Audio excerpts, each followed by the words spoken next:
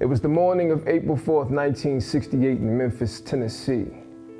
And an assassin took the life, but not the dream, of Dr. Martin Luther King Jr. Dr. King was one of the most influential civil rights activists, preachers, and above all, a husband and a father. Dr. King was responsible for leading the marches for blacks' rights to vote, desegregation, labor rights, and other basic civil rights. King would travel numerous times to Tennessee to protest with black sanitation workers. On February 12, 1968, the black sanitation workers protested and walked out due to the poor treatment and low pay of black workers.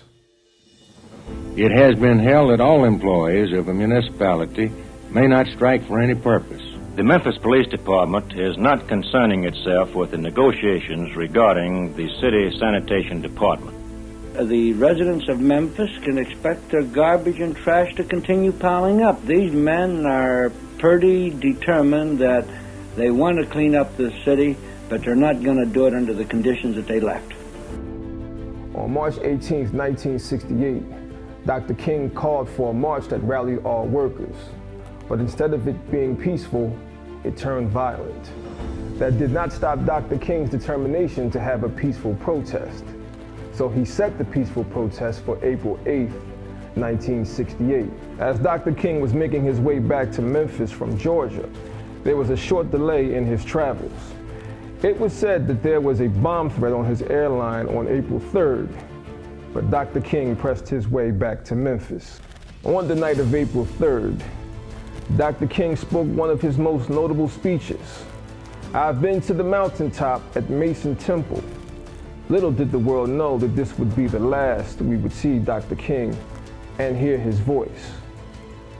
The next night, on April 4th, 1968, shortly after 6:00 p.m., while standing on the balcony of the Lorraine Motel, Dr. King was struck by a bullet that had been shot from across the street.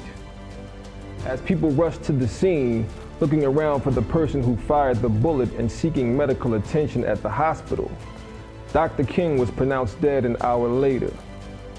This tragedy left our nation in shock and triggered riots across the country.